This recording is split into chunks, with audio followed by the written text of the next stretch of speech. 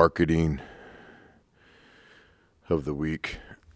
2 home games in January is all we have left in SEC play.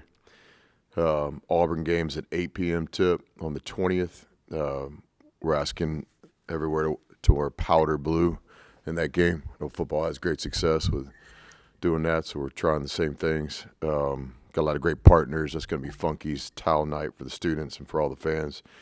Second and only other home game in January will be on the 31st, 7:30 tip against Vandy.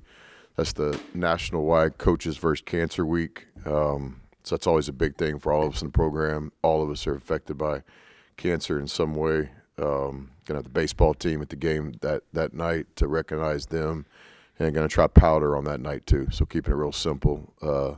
2 home games in January remaining will be powder blue. Illich, do you have anything to say about marketing? Just be there, and we need you. Yeah. And did film study for you jump out anything or change your perception of the Missouri game at all? No, only strengthened what I thought. During the game, I thought we got positive contributions from everybody that played in the game. So, one that I think is worth signaling would probably be more of a national story if we were having a little bit different season win-loss record. But, let's talk about Gusto. So,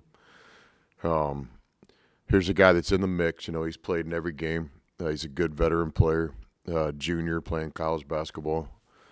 In the first half of the game, doesn't get in the game. Corey Chess was playing really physical and just kind of a coach's decision.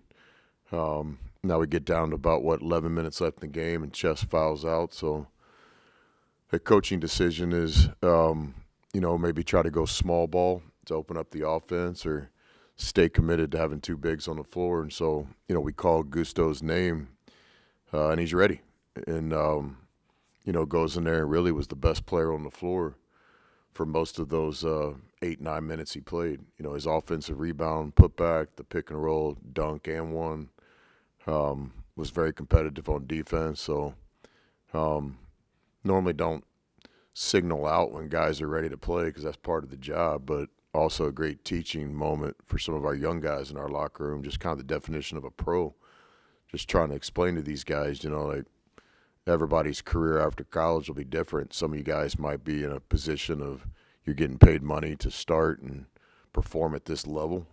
Some of you guys might be second unit guys. From time to time, you find yourself as a third unit guy. And so just the ability to be ready, whether you're a starter, whether you're called on early, or in that case, it's a real highlight. I don't know if I've had many instances over the years where, a guy doesn't play until 11 minutes left in the game, then you stick him in, and not only is he ready to play mentally, he just really performed well. So, and that's the unselfishness and the production that we're going to need the rest of the season to get this thing flipped and try to have the season we'd all like to have. I think you said a few times during that non-conference stretch, y'all are playing too hard or this is hard. Did that game Saturday give you the sense that maybe y'all are coming out of that and guys are starting to see what you need them to do on the court?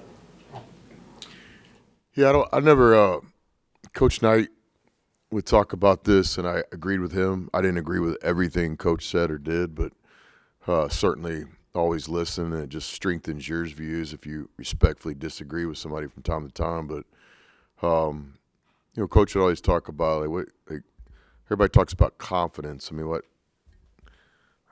is confidence? If you're prepared, you're confident.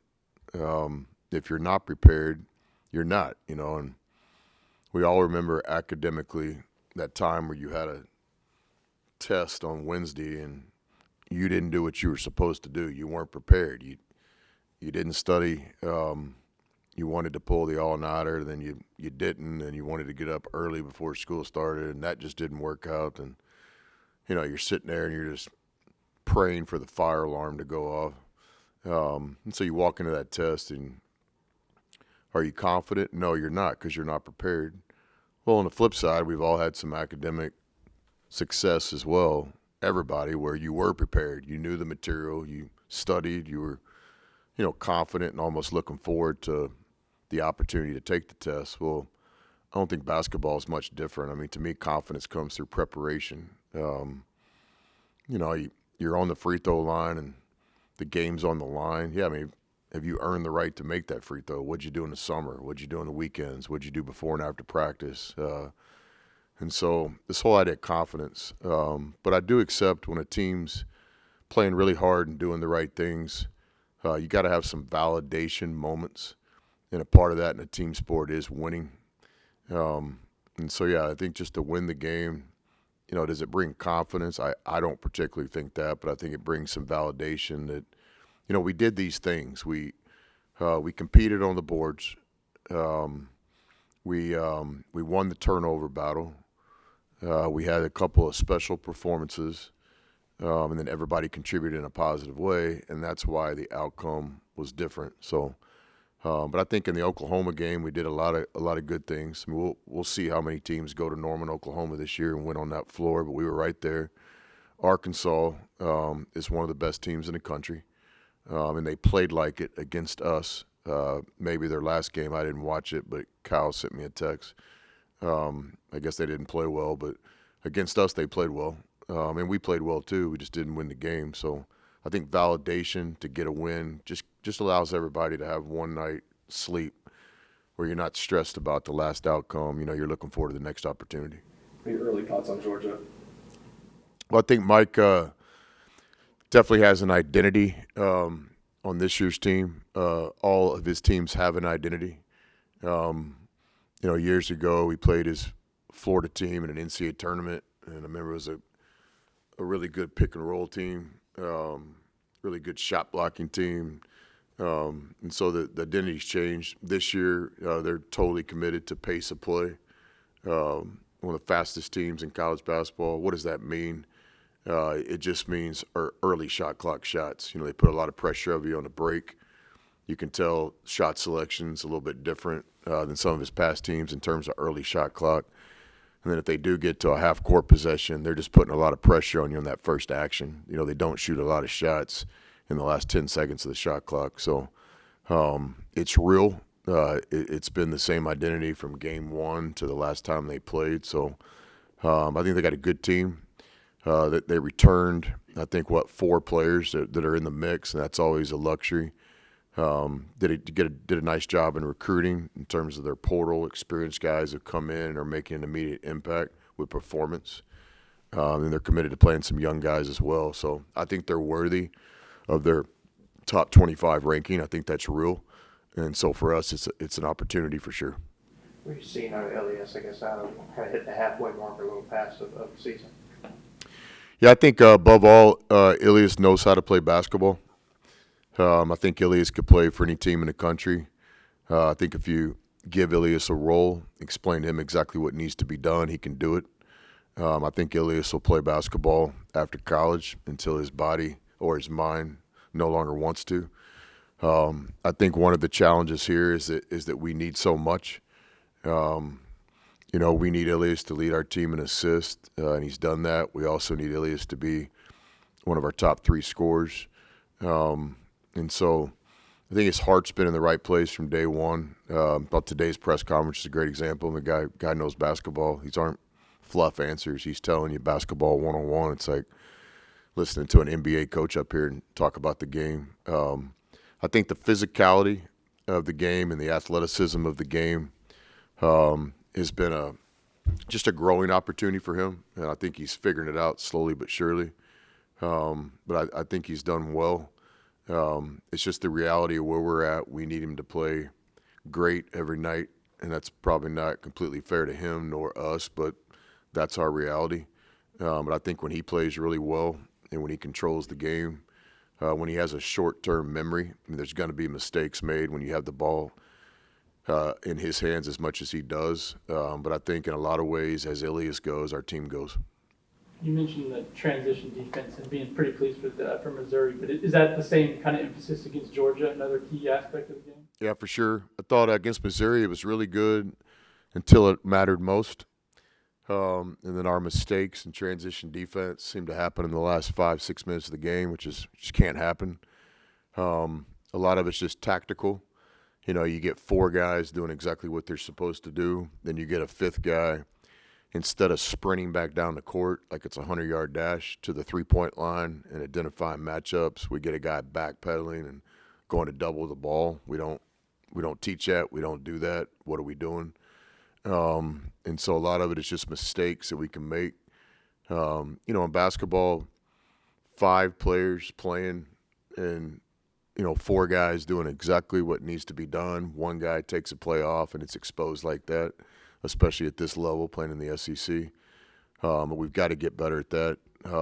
Against Georgia, yeah, it's not, you know, breaking news or a secret. You know, this is what Georgia does. They score, and I would say 30% of their points in transition. And so it starts with our offense, shot selection, where the shot comes from, gives us a chance to build our defense coming back. And then we just got to be committed to running back as fast as we can, understanding the orange thing that's round, the ball, that's what scores, not the man.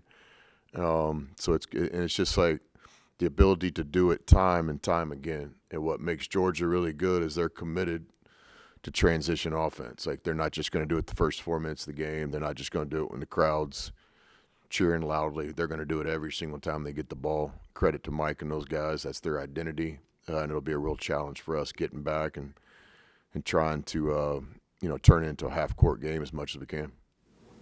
Clafley's got a lot of opportunities here at past 3 games. Are you seeing something in practice where he's finally kind of maybe taking that next step and wanting him to take? Yeah, that's exactly what we're seeing.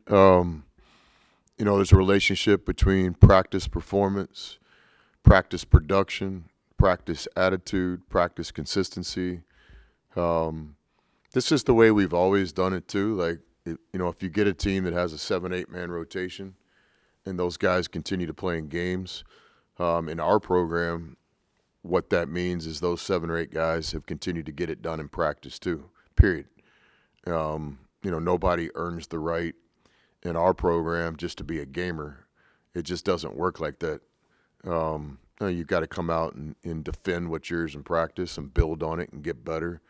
And I think this year, you know, Klafke has continued to kind of be that guy in practice, so he's always worthy of game opportunity. And it's just been really nice to see him recently just play aggressive. You know, just play aggressive. Get to your game shot. Have the courage on defense to go make a play. We need that enthusiasm and joy and competitiveness that he plays with.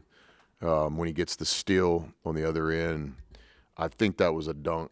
I'm not sure if that was a layup or that's kind of how we used to dunk with volleyballs when we were in 9th grade. But no, when he gets the breakaway and he gets the basket and forces the opponent to call timeout, and you see that emotion, man, that's what our team has needed, continues to need. And Klafke has the ability to be that guy. Klafke can be the emotional leader of any team because he's an all-day, everyday guy. Very, very rarely do you see him in any kind of mood other than that's Klafke. As a matter of fact, I haven't seen it in a long, long time. You know, he might have had a couple of bad moments this summer, as did I. But even in this adversity of kind of inconsistent playing time and opportunity, it's just been Klafke, and that'll serve him well. He's still a young sophomore in college basketball, and if he continues to do that, which I'm convinced he will because that's who he is, you know, he's going to write his own story. My thing with Klafke is why not now? You know, why not now? Don't let this be a deal where your sophomore season started out kind of tough, team didn't win as much as anticipated or desired, then you kind of fought back. I mean, that's a YouTube movie. Like, let's put this thing on the big screen. Let's just watch you get better and better and better and more confident, and you know, let's be the SEC Player of the Week at some point. And I think he's got it in him.